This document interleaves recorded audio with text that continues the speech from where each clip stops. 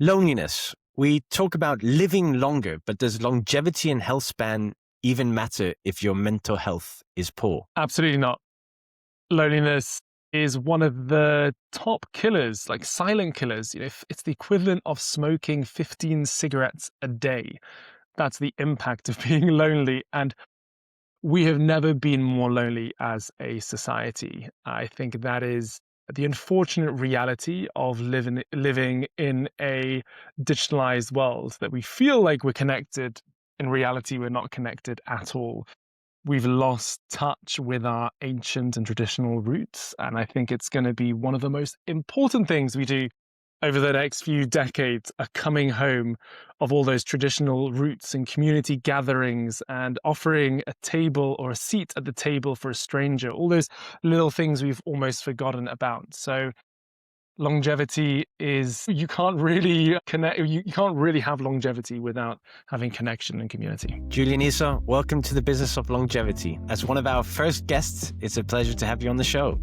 So my first question, who the are you? I mean, you've had a wild journey from opera singer to startup founder to now podcaster and venture partner.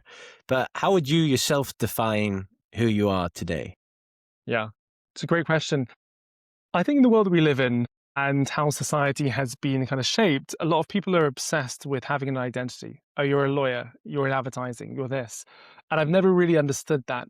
I kind of get that in terms of the stories we tell ourselves.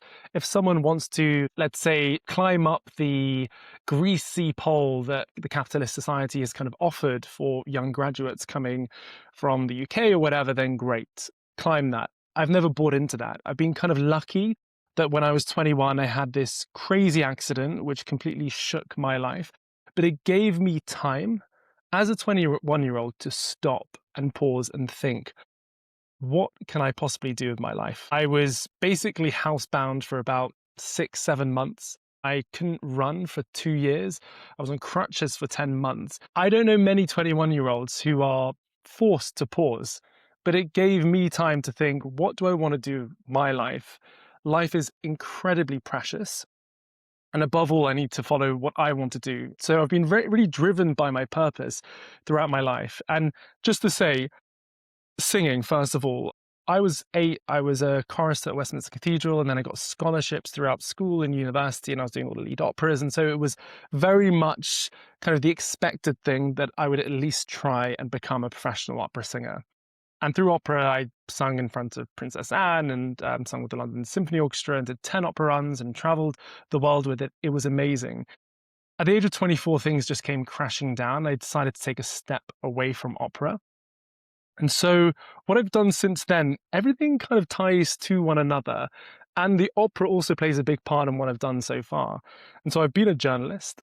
I loved traveling when I was younger. I was very curious about people. And so journalism just seemed like the obvious step. And through my time traveling as a journalist, I was in the Bay Area in San Francisco, and I got immersed in the tech industry there. And so that was really where I just started feeling the energy of SF and tech. And so I felt like I wanted to get deeper into tech and felt like I had a pretty good idea of what I wanted to build. And that was around loneliness, as you mentioned in your first question. How can we build a world where people feel more connected and less disconnected, very disconnected times? And so we built Feather, very difficult journey, but very rewarding. We were able to sell that in 2023. Then I went back to journalism and did some amazing large length features on areas that I was very interested in. So always driven by purpose, curiosity of the world. And so I did a few large length features on AI and longevity and health and all these amazing topics. And then I started to think more about what I want to do now. So going back to your original question, I am a singer, yes. I am a journalist, yes. I'm a founder, yes. I'm a son, I'm a brother, I'm a friend, I'm all these things. We get so tied to these labels. And now I'm a podcaster. And really the reason why I love podcasting, I love asking questions, and I love going on stage is because of all the previous things that I've done. I don't think you can become the truest, most successful version of you if you just stay closed in your own label of what you think is appropriate to call yourself in modern day society, whether that's a lawyer or a founder or whatever. You are many things. And I feel I am I am the person I am today because of all the things, all the labels. So podcaster, yes. And why podcasting? Podcasting right now is new media. It is the channel to connect with many people. And I feel like the world we live in is more dysregulated, disconnected, dysfunctional than ever. And I saw a massive gap where there were very few heart-led communicators out there. And so I felt a real calling to start a podcast and to address all the challenges we're facing right now. So through the Beyond Tomorrow podcast, I'll tell you a tiny bit about that. We've got 4 core tenets around a mission. And the mission is, how can we help every human being to be able to physically and mentally thrive in peace? And we're doing that in the four core tenets. So the first one is mindset. We look around society right now, and all I see is people really struggling. And so the key thing around mindset for us is, how do we build more resilient, abundant, and optimistic mindsets? The second thing is longevity and health protocols. There's so much disinformation out there.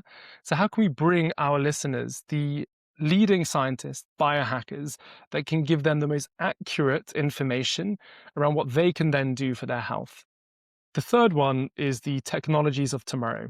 As a journalist, I was doing all these large length features again on AI and these disruptive technologies. And I was getting a lot of information that I felt like wasn't being shared. So how can I give my listeners the most up-to-date information that is going to change their tomorrow? And then the fourth one, which I think is the most important, is mutual understanding. Social media in particular, because of algorithms, is seemingly disconnecting us from one another and pitting pitting groups against one another. And so what we do is we're trying to weave threads of understanding between different echo chambers. And so we bring opposing sides together to debate, not to create entertainment, but to show the world that we have much more in common with each other than the world is currently showing. So I think that was an incredible answer with lots of different aspects. But I think what I picked up on, which was something that I can see myself in a lot, is not being able to put a label on who you are. And there's so many different aspects of who you are as an individual, but also what you're doing professionally. And I was thinking before we went on live here, I was thinking about this question and trying to answer it myself, because being in multiple different companies, doing lots of networking, as I have a master's degree, having worked with football previously, I've done so many different things. And to define who I am today is one of the hardest questions when people ask, well, who are you and what do you do? So I can completely understand that. And you're clearly on a mission to create a better world tomorrow, which is awesome. And maybe that's as close as you get to that definition. But what I think also you mentioned on is how this journey you've been on that has led into these 4 pillars that you mentioned. And one of them is longevity, and how you've stepped into that within the last few years. And I mean, a decade ago, longevity was something scientists and pioneers spoke quietly about. A few key opinionators were hanging around having good discussions, but it's only lately that it's become front page news on Forbes magazines. It's backed by major VCs, and there are specific funds that are only going to be investing in longevity. So after you stepped into this and had now been in it for a while and reflecting, what do you think has changed in the understanding, and what's driving this new wave of interest? Yeah. And I want to caveat in saying to our listeners, or your listeners, that I'm not a doctor, I'm not an academic, but I've listened to many of them and I have conversations with many of them. And I really need to caveat that. So it's just my anecdotal opinion. I would say the biggest change in the interest has come because of COVID. I think it gave people to really think about their health outcomes and to sit with the reality that we aren't immortal and that our health is incredibly important to us. And then the impact that it's had both mentally and physically on many, many people. I think that is the most important reason why there's much more interest now in longevity. I think as a result of what happened during COVID, we've now seen the increase in the use of wearables. So I'll speak about myself. I think that the biggest change I've made in my health more recently has been because of my Whoop and my different wearables that I wear, telling me that I probably should get more sleep. I probably shouldn't be drinking alcohol. And I think that is informing a new age of individuals. And I think then it's also now that we have this silver tsunami that is coming, where many people are or many countries, sorry, are in an unfortunate position where they have low fertility rates and high death rates. They've got an aging population. It's becoming very difficult for them to really see or chart a course where they can look after their elderly population with the fewer and fewer younger people. And then that's being married by the fact that we now see an abundance of new technologies coming into market. And so you have AI, of course, evolving. You've got new therapeutics that are being developed much quicker because of AI. As an example, David Sinclair used to only be able to do a few experiments in a few days and now can do trillions. And so it's kind of this crazy perfect storm that's happening with technology, with the demographics, with the fact that people are more aware of their health outcomes as well. And it's also this crazy time where people are realizing that the old story of the past, live fast, die young, that's slowly starting to die out. It's this idea that no, we aren't just going to die at 70 or 80, but we could live longer, and not as a decrepit individual, but as a healthy, thriving, happy individual. And so for many people in the longevity movement, I want to caveat this, that many people do only want to live until they're 80, 90, 100, and they want to live really well until that age, and that's becoming more and more possible. As an example, I had the CEO of the Evolution Foundation, Mahmoud Khan, on the podcast, and we talked about this. Most people want two things. They want to be able to live old with their physical health intact, and they also want to be able to still be financially independent. When they lose both those things, that's when you start seeing issues and people saying, well, actually, I don't want to live much longer. If you give those people those two things, then yeah, I think the biggest caveat with this is we need to make life better for every single person. The pushback that I get a lot of the time on comment sections is, well, I don't want to live for another week, let alone another 40 years. And so we need to try and help people with their mindsets and give people more abundance and happiness and financial security and all these things. So this is largely a societal thing as well. I think I agree. I mean, when we're looking at people who don't want to live longer, who claim they don't care, it's often people are not at their best. They're far from at their ideal state. So either they're unhappy or their bodies simply aren't fit enough. Where if all of this fits and there's a balance, you'll see people who are happy, who are fit, financially stable. They want to continue living life and experiencing more and go on new missions and these kind of things. And in that answer, you mentioned some fantastic companies, both Whoop and Aura, who are definitely competing a lot on the wearable market. But they're two companies that I think they have so much success because they're out there to help and support people in their health. And that they are clearly, I mean, even Aura, they're a hard company to deal with. They are definitely a profit-based business that want to maximize their profits, and so should they.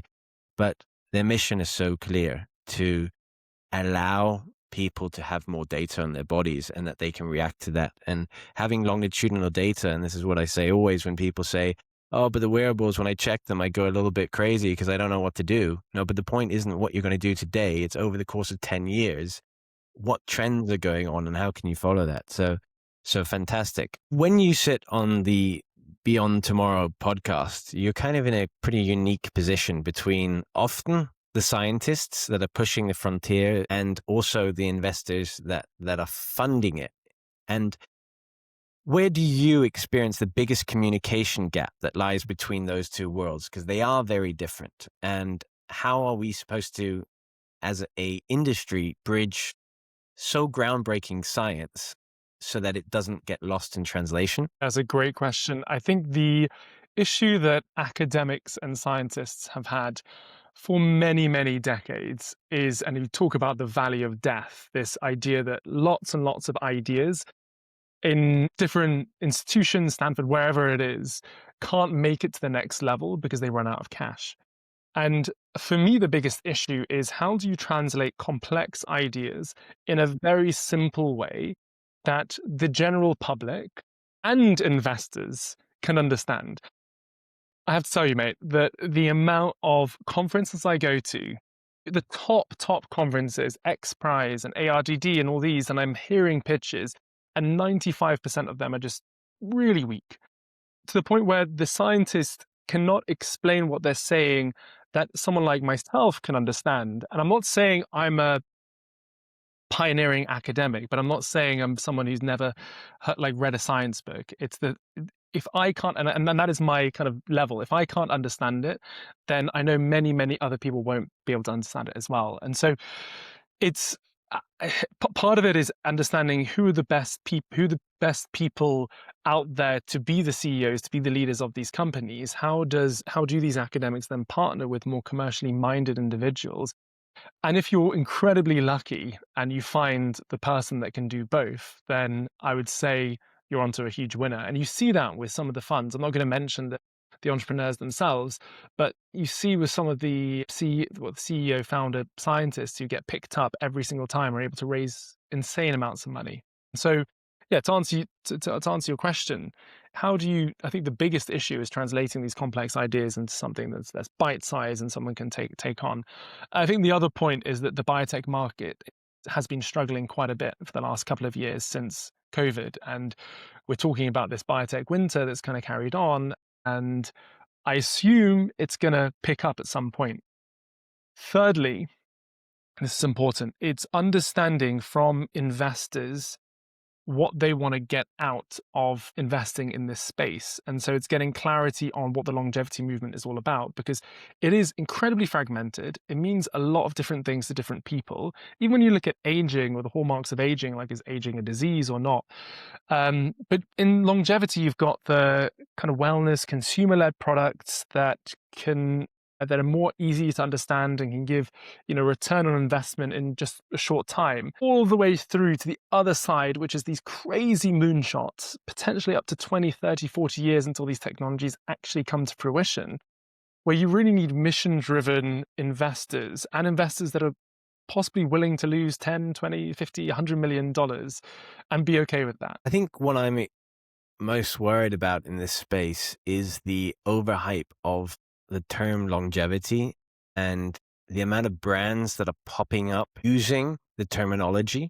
But in fact, when you turn around, let's just say a supplement, which is a gummy supplement filled with sugars and all sorts of additives, and it's ultra processed, etc. But they still use the terminology. And have you experienced a lot of this hype branding going on, whereby you and I being kind of these, I would say we're in between the scientists and the marketeers?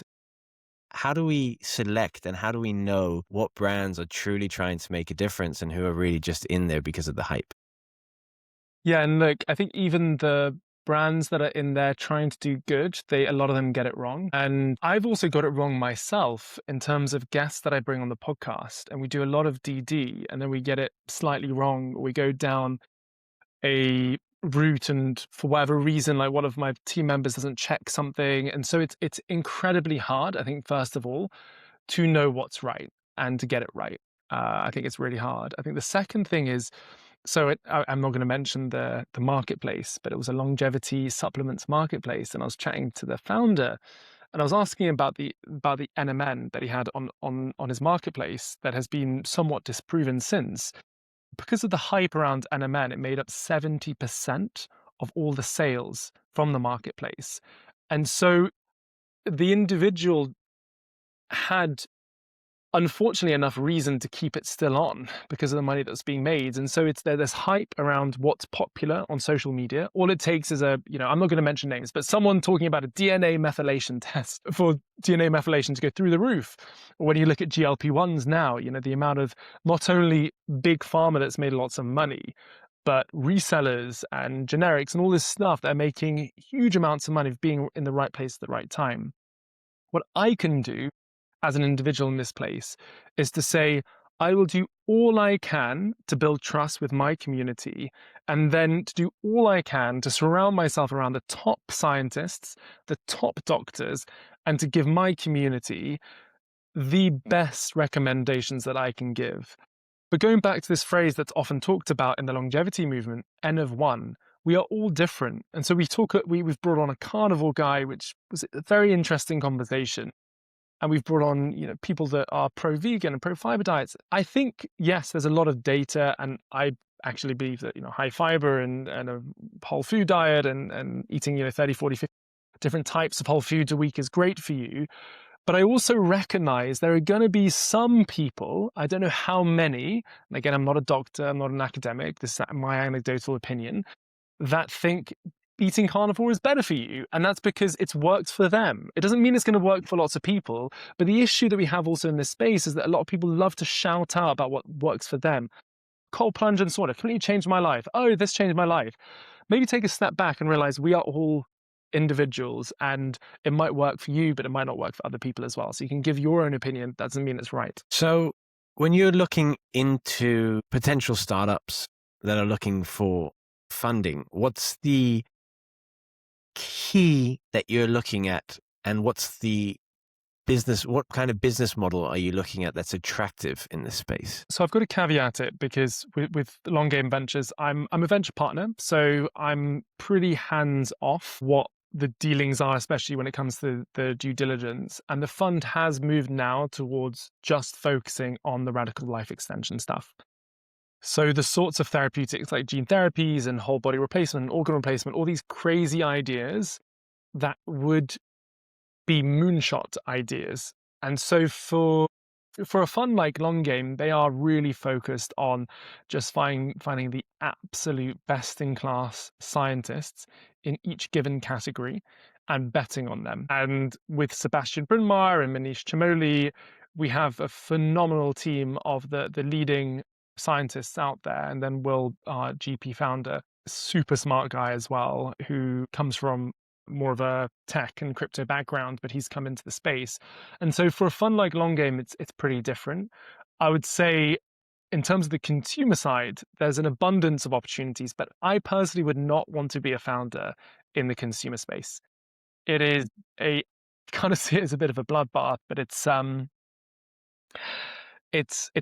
And I was thinking about doing another startup that was more focused on something in the consumer health space.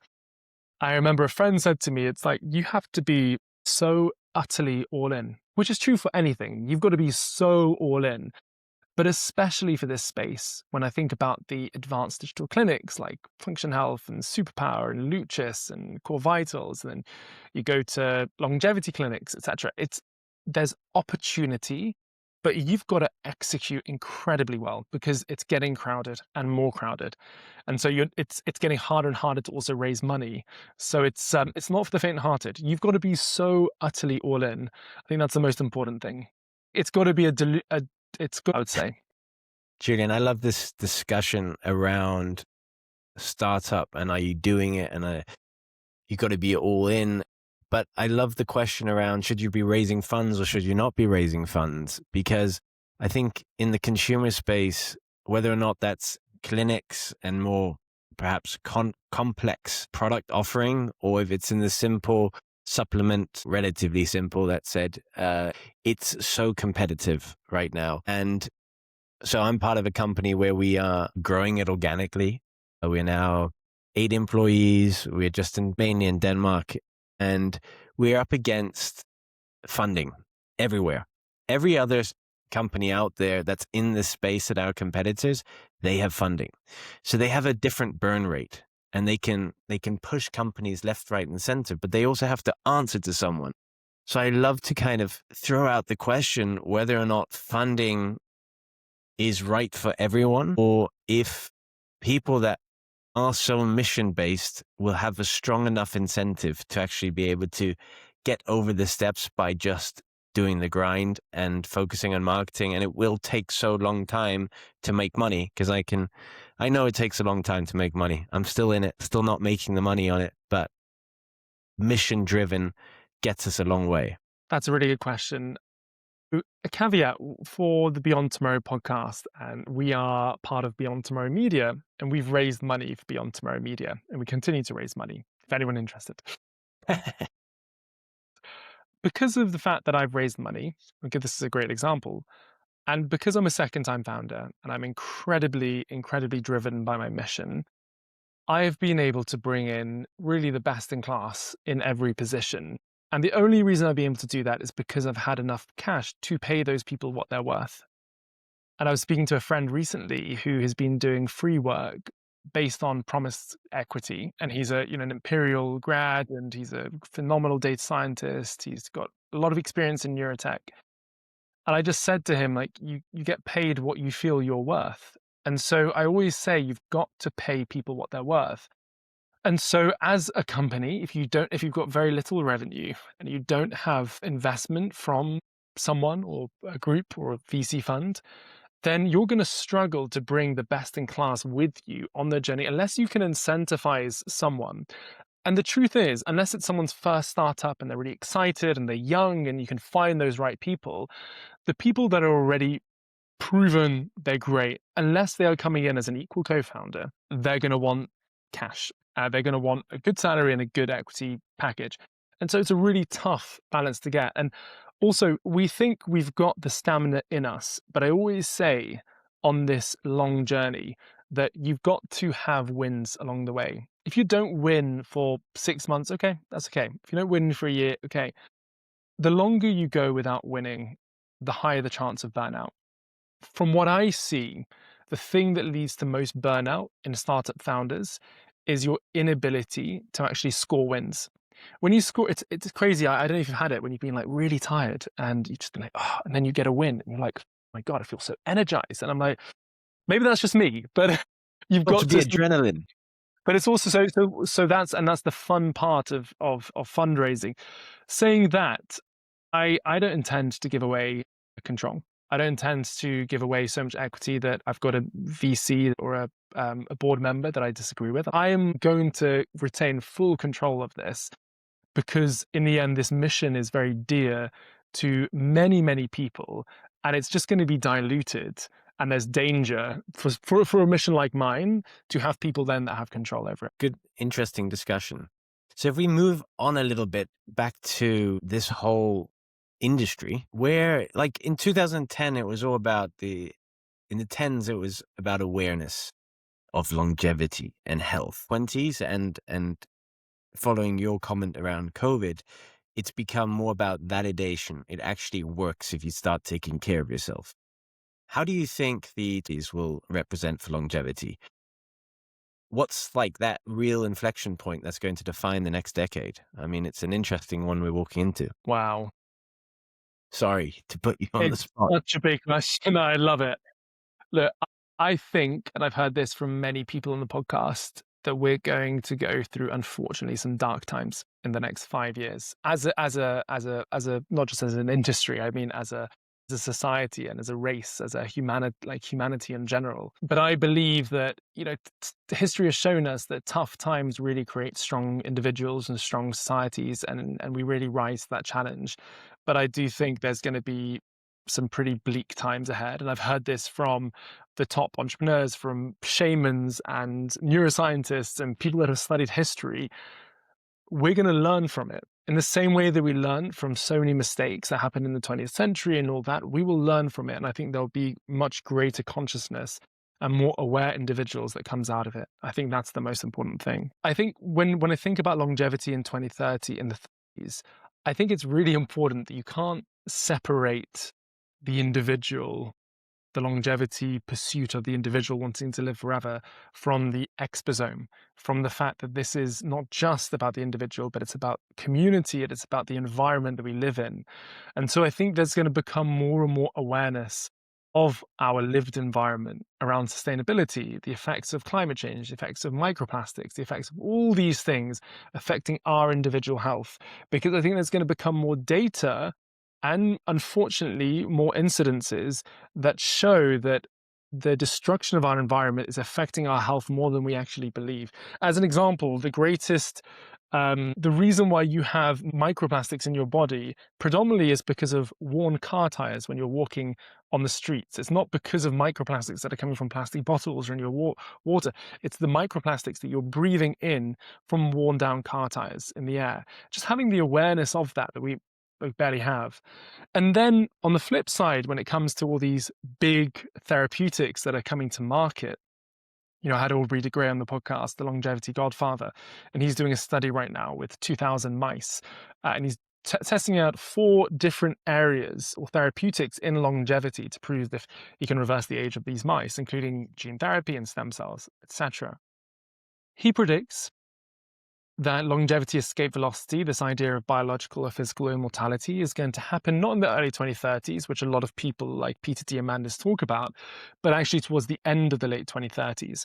And so away from what's happening with the exposome and greater consciousness, I think the big paradigm shifts are going to come when we're like, oh, shit. I think it's going to happen. I don't think it's over-exaggeration. I think with singularity and the advancements in AI, we are going to hit some level of longevity escape velocity at the end of the 20s. We'll come to a point where we have to start looking at what a number of institutions mean to society. Like, think about the amount of institutions that are built on the idea of death. In insurance and health and like everything, pensions and the financial institutions.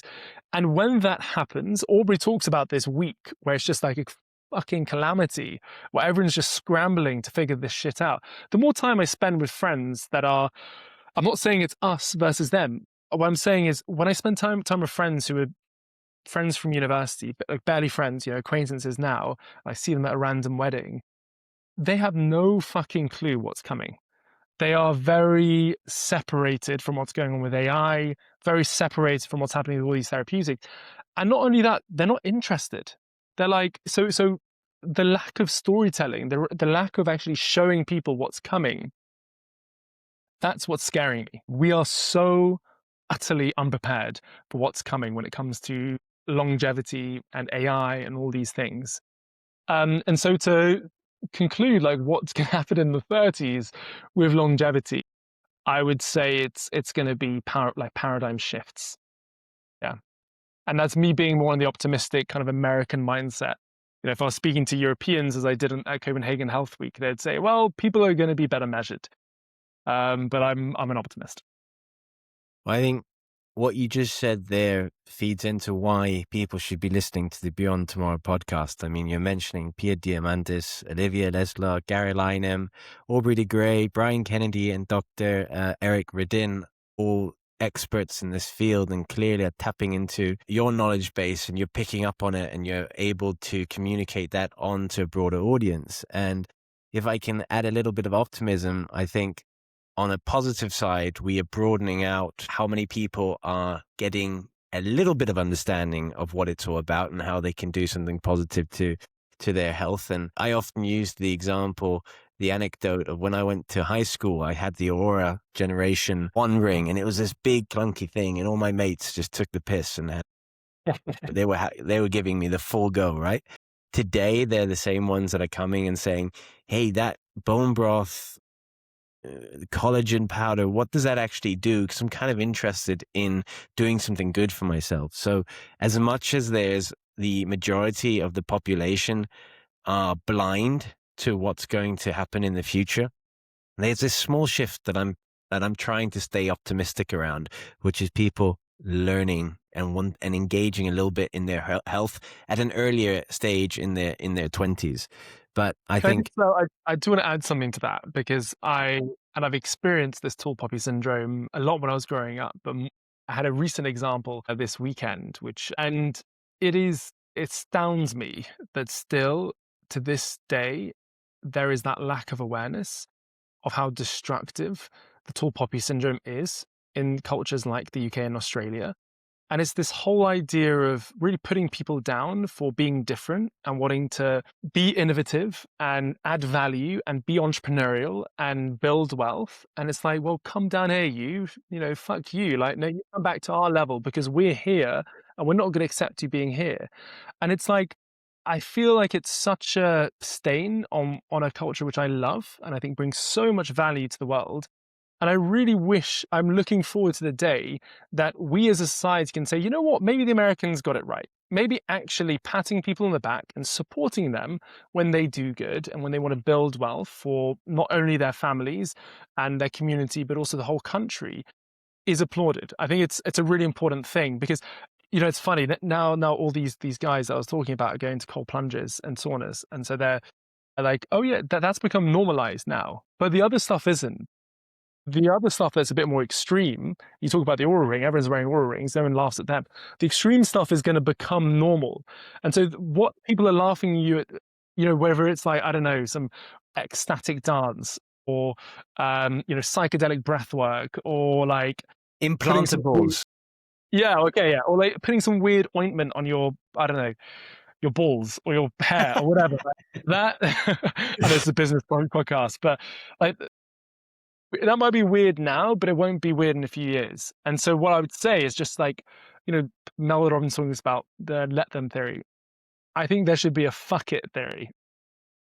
Awesome. To add to that, there's everything you just explained. There's a word in Danish called jentelo. It's one word which says, don't hang around up there, come down to everyone else. And it's always the common denominator, always, or the lowest common denominator we have to meet, and we have to shift that. And I think this space is an example of it. You got to do something crazy because people will follow along. We need to be testing ourselves. We need to identify what is good, what's bad. Is it good to be jumping into a cold plunge? I mean, is it good for you, Mark? And okay, everyone talks about the benefits of sauna. Yeah, it's fantastic, all the benefits, and I do it all the time, but your fertility rates are going to have an issue. You've got to be icing them. Going back to the balls, not that that's what this podcast is all about, but you've got to be icing them if you want to have a strong fertility. And these are the kind of discussions that need to be there. So you need to be the guy sitting in a sauna with the big ice pack, and everyone's going to think you're strange, but you got to educate because we have a fertility problem all over the world, and it's got to do with toxins, microplastics, so many different issues, and people need to be going first, and luckily there are a bunch of them around. So moving on a little bit, and to start wrapping up this episode, I'm kind of curious about you, Julian. Like, what do you want to achieve? And can you identify your end goals here, or is it just a continuing journey, and how do you envision that? Yeah. It's funny. I remember this video of Steve Jobs, and I'm not comparing myself to Steve Jobs, by the way, at all. But it was, I think, in the 80s, and he envisioned or showed an audience his vision for a MacBook Pro. We're talking about the 80s here. And he was like, I want it to be this thin. I don't know how I'm going to get there. I just know that that is my vision, and I know what the end point is. And what I always say to people is, I know what the next 3 steps are, and I have no idea what the other parts are. I do have a good idea, but it might vary a lot. But I know what the end goal is. And I talk about this mission, human flourishing for all. How can we physically and mentally thrive in peace? How can we create better understanding with one another? My agent asked me, Julian, what are your goals? And I said, look, when I truly see that our movement is having a positive impact on bringing people together, reducing the dysfunction, dysregulation, disconnection in this world, I will know that we are starting to do the right thing. We are doing the right thing. It's going to take time. It's a mission that I'm incredibly passionate about. Peter Diamandis talks about the massive transformative purpose, and that it very much is my massive transformative purpose. I wake up on a Monday morning, I go to bed on a Sunday night, and that is the one thing that I'm thinking about all the time.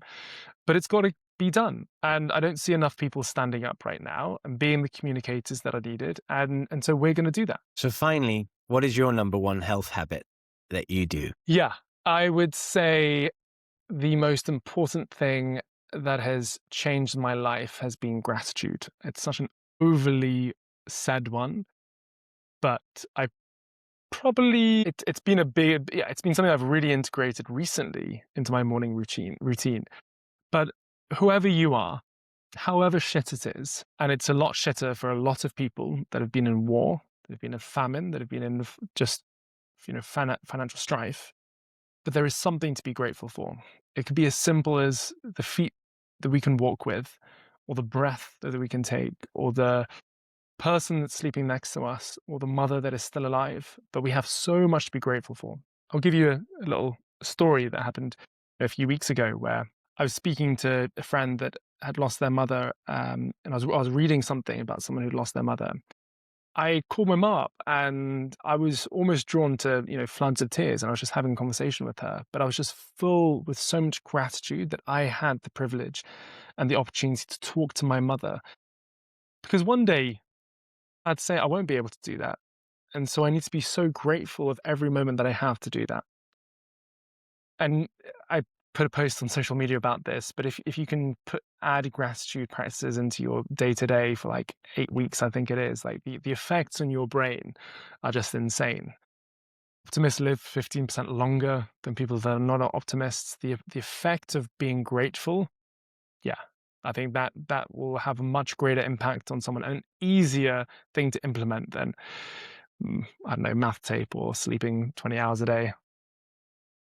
Lovely, lovely story. I'm lucky enough to be going off to LA tomorrow to PLMI with my mother, and when we go off for a week and we do some work and stuff like that, and we enjoy some quality time together. Julian, I'm about to wrap up, but I've firsthand witnessed your ability to network, and it's quite incredible. You are clearly very liked, and your curiosity is much appreciated. And it'll lead me to my final question, which is, having all of these skills, human skills and curiosity, if you weren't building the Beyond Tomorrow podcast, what would you be doing? Because I think you could do so many awesome things. Such a good question, mate. God, that's a good question. What would I be doing? It's funny. People always say that there can't be a plan B. So you don't even think about a plan B. People that have a plan B when they're working on plan A, that's like, especially for investors, that's a massive red flag. It's like, dude, you need to be so bloody all in that you're not even thinking. But I would say giving back to the Middle East. Think doesn't matter the borders or the individuals. I think the Middle East has some of the most stunning and caring individuals. And when I started the conversation talking about having a spare seat at the table for a stranger, there's no culture that more embodies that than the Arab culture. And the culture of, I'm talking about everyone in the Middle East here. I'm not removing any country from the conversation. So giving back, and I think what Saudi Arabia is doing right now, it's pretty amazing. It's building an amazing, and I spoke to, again, Mahmoud Khan from the Evolution Foundation. I think Saudi will be a big connector of all across the world. So I think giving back to the Middle East in one way or another, because it's an incredibly misunderstood part of the world. Julian Issa, thank you so much for being on the Business of Longevity, and we look forward to having you back on here in some time to hear what you're doing. All the best. Bye. Oskar, pleasure. Thank you so much. That was the Business of Longevity. I'm Oskar. Thank you for being part of shaping a healthier future through businesses and brands that truly make a difference. If this episode gave you a new perspective on what it takes to build a longevity company, share it with someone who should hear it. I'll see you in the next episode.